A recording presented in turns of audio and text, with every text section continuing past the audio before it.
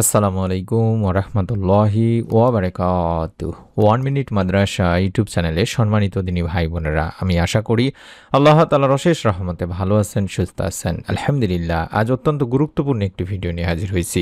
আগামীকালকে বৃহস্পতিবার দিন রাত 24 ঘন্টার যে কোনো সময় আপনারা কষ্ট করে দেখে দেখে হলেও 11 বার এই ছোট্ট দোয়াটি পাঠ করে আল্লাহ তাআলার কাছে মনের নেক আশাগুলো তুলে ধরবেন। রব্বুল আলামিন চাহে তো মাগরিবের আগে আপনি নেক্সট মনের আশা পূরণের একটি সুসংবাদ পাবেন। আশা করছি মনের মধ্যে শতভাগ বিশ্বাস নিয়ে আমলটি করলে রব্বুল আলামিন আপনার আমলটিকে ইনশাল্লাহ কবুল করবেন। তাই অনুরোধ করছি ভিডিওটি মনোযোগ দিয়ে নিয়ত করে সম্পূর্ণ নিয়ম মেনে আমলটি করবেন, তার জন্য দেখতে থাকুন। আল্লাহ তাআলা আমাদের জীবনে দিন ও রাত এই দুটি ধারা রেখেছেন। এর মধ্যে কিছু দিন ও রাতকে বিশেষভাবে বরকতময় করেছেন। এতে আমল করলে বা সঠিকভাবে আমল করলে দুনিয়া ও আখিরাতে সফলতা লাভ করা যাবে। এমন একটি রাত হলো বৃহস্পতিবারের রাত, অর্থাৎ জুমার দিনের আগের রাত। আর বৃহস্পতিবার সূর্যাস্ত থেকে শুক্রবার সুবহ সাদিক পর্যন্ত সময়টা অনেক বরকতপূর্ণ। হাদিসেও এ রাতের অনেক ফজিলত, বরকত ও উপকারিতা বর্ণিত হয়েছে। এ রাতে পুরো সপ্তাহের আমল আল্লাহ তাআলার সামনে উপস্থাপন করা হয়। এজন্যই বৃহস্পতিবারে রোজা রাখতেন রাসূলুল্লাহ সাল্লাল্লাহু আলাইহি ওয়াসাল্লাম। এ বিষয়ে নবীজি সাল্লাল্লাহু আলাইহি ওয়াসাল্লাম বলেন, বৃহস্পতি ও সোমবার আল্লাহ তাআলার সামনে বান্দার আমল উপস্থাপন করা হয়। তাই আমি চাই আমার আমল পেশ করার সময় আমি যেন রোজা অবস্থায় থাকি। সুনানুন নাসাই শরীফের একটি হাদিস। তাছাড়াও এ দিনের রোজার সবচেয়ে বড় ফজিলত হলো এর মাধ্যমে আল্লাহ গুনাহ মাফ করেন। আবু হুরায়রা রাদিয়াল্লাহু তাআলা আনহু থেকে বর্ণিত, তিনি বলেন, নবীজি সাল্লাল্লাহু আলাইহি ওয়াসাল্লাম গুরুত্বের সাথে সোম ও বৃহস্পতিবার রোজা রাখতেন। নবীজিকে জিজ্ঞাসা করা হলো, আল্লাহ রাসূল, আপনি গুরুত্বের সাথে সোম ও বৃহস্পতিবার রোজা রাখেন, এর কারণ কি? নবীজি বললেন, সোম ও বৃহস্পতিবার আল্লাহ সব মুসলিমকে ক্ষমা করে দেন, তবে ওই দুই ব্যক্তি ছাড়া যারা একে অপরকে বর্জন করেছে তাদের সম্পর্কে আল্লাহ বলেন, পরস্পর মিলে যাওয়া পর্যন্ত এদেরকে আপন অবস্থায় ছেড়ে দাও। সুনানি ইবনে মাজার একটি হাদিস। আর যে মুসলমান পরস্পরের সাথে ঝগড়া করে অন্যের প্রতি রাগান্বিত হয় তাদের এই রাতেও ক্ষমা করা হবে না। একইভাবে আত্মীয় স্বজনের সাথে সম্পর্ক ছিন্নকারীকেও এ রাতে ক্ষমা করা হবে না।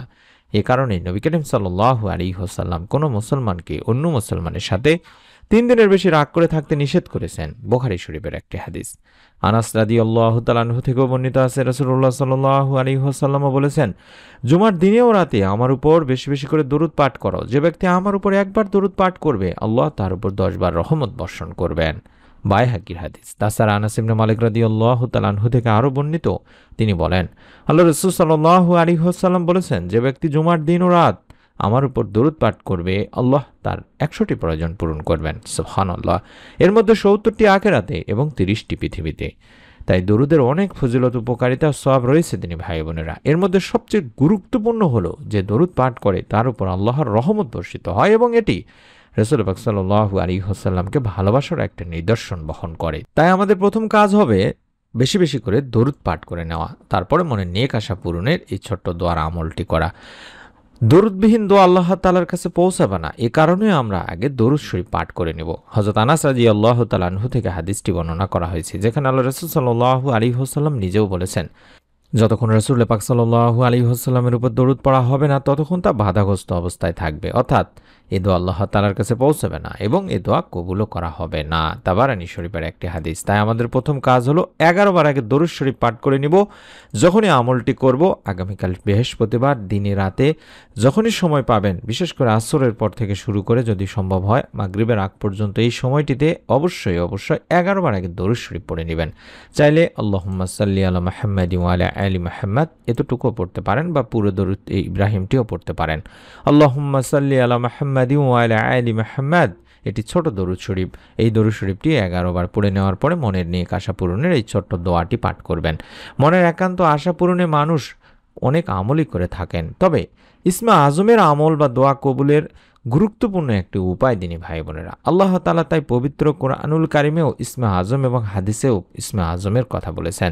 আল্লাহ তাআলা পবিত্র নাম ইসমে আজমের ওসিলায় দোয়া করা হলে আল্লাহ তাআলা তা কবুল করবেন মর্মে স্বয়ং ঘোষণা দিয়েছেন বিশ্বনবী সাল্লাল্লাহু আলাইহি ওয়াসাল্লাম। তবে কোন ইসমে আজমটির মাধ্যমে আল্লাহ তাআলার কাছে দোয়া করলে আল্লাহ তাআলা দোয়া কবুল করবেন সেটা অনেকেই হয়তোবা জানেন না। রাসূল পাক সাল্লাল্লাহু আলাইহি ওয়াসাল্লাম এই সম্পর্কে বিশেষ কিছু দিক নির্দেশনা বা বাক্যের দিক নির্দেশনা দিয়েছেন।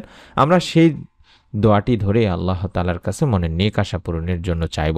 হযরত আব্দুল্লাহ ইবনে রুবাইদ আল আসলামী রাদিয়াল্লাহু তাআলা আনহু তার বাবা থেকে একটা হাদিস বর্ণনা করেছেন, যেখানে আল্লাহ রাসূল সাল্লাল্লাহু আলাইহি ওয়াসাল্লাম এক ব্যক্তিকে তার দোয়া এভাবে বলতে শোনেন। অর্থাৎ যে দোয়াটি আমি স্ক্রিনের মধ্যে দেখাচ্ছি এটি হলো ইসমে আজমের সেই কার্যকরী দোয়া। আল্লাহুম্মা ইন্নী আসআলুকা বিআন্নী আশহাদু আন্নাকা আনতাল্লাহু লা ইলাহা ইল্লা আনতাল আহাদুস সামাদুল্লাযী লাম ইয়ালিদ ওয়া লাম ইউলাদ ওয়া লাম ইয়াকুল লাহু কুফুয়ান আহাদ। আশা করছি এই দোয়াটি পড়ে যদি আল্লাহ তাআলার কাছে আপনার মনের নেক আশাগুলো তুলে ধরেন, রব্বুল আলামিন আপনার মনের নেক আশা পূরণ করবেন। চাইলে দেখে দেখেও পড়তে পারবেন, কোনো সমস্যা নেই। অবশ্যই কম করে হলেও 3 বার পড়ার চেষ্টা করবেন, 11 বার দরুদ পড়ে। এই দোয়াটির অর্থ হচ্ছে, হে আল্লাহ, আমি তোমার কাছে প্রার্থনা করছি আর সাক্ষ্য দিচ্ছি যে তুমি একমাত্র আল্লাহ, আর তুমি ছাড়া কোনো মাবুদ নেই। তুমি একক সত্তা, স্বয়ং সম্পন্ন, যিনি কাউকে জন্ম দেননি এবং তাকেও কেউ জন্ম দেয়নি, আর তার সমকক্ষ কেউ নেই। বর্ণনাকারী বলেছেন, রাসূল পাক সাল্লাল্লাহু আলাইহি ওয়াসাল্লাম ওই ব্যক্তির মুখে বাক্যগুলো শুনে তখন বললেন, সেই মহান সত্তার শপথ যার হাতে আমার জীবন, নিঃসন্দেহে লোক আল্লাহ তাআলার মহান নামের অর্থাৎ ইসমে আজমের নামের ওসিলায় আল্লাহ তাআলার কাছে প্রার্থনা করেছেন। আর যে নামের ওসিলায় প্রার্থনা বা দোয়া করা হলে তিনি দোয়া কবুল করেন, এবং যে নামের ওসিলায় কিছু সাহায্য চাইলে বা কোনো কিছু চাইলে রব্বুল আলামিন তাকে তা দান করেন। তিরমিজি ইবনে মাজার একটি হাদিস। তাই এই হাদিসের আলোকে দুনিয়ার অনেক হাদিস বিশারদরা বলেছেন এটি হলো সেই দোয়া যেটিকে ইসমে আজম বলা হয়ে থাকে, এবং আল্লামা ইবনে হাজার আসকালানী রাহমাতুল্লাহি আলাইহিও এই হাদিসটিকে ইসমে আজমের সবচেয়ে নির্ভরযোগ্য এবং বিশুদ্ধ হাদিস হিসেবে আখ্যায়িত করেছেন। সুবহানাল্লাহ।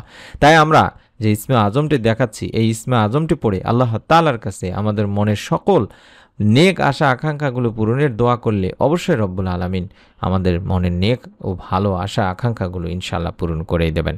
তাই মনের মধ্যে শতভাগ বিশ্বাস নিয়ে নিয়ত করে আমলটি করুন, এবং অবশ্যই যারা এখন পর্যন্ত আমাদের চ্যানেলের একজন সম্মানিত সাবস্ক্রাইবার হন নাই, নতুন ভিডিওগুলো মোবাইলে সরাসরি পাওয়ার জন্য হলেও অবশ্যই চ্যানেলটি সাবস্ক্রাইব করে বেল বাটনটি অন করার মাধ্যমে আমাদের চ্যানেলের একজন নিয়মিত দর্শক হয়ে যান। সকলে ভালো থাকুন, সুস্থ থাকুন।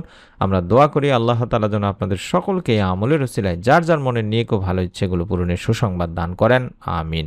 আসসালামু আলাইকুম ওয়া রাহমাতুল্লাহি ওয়া বারাকাতুহু।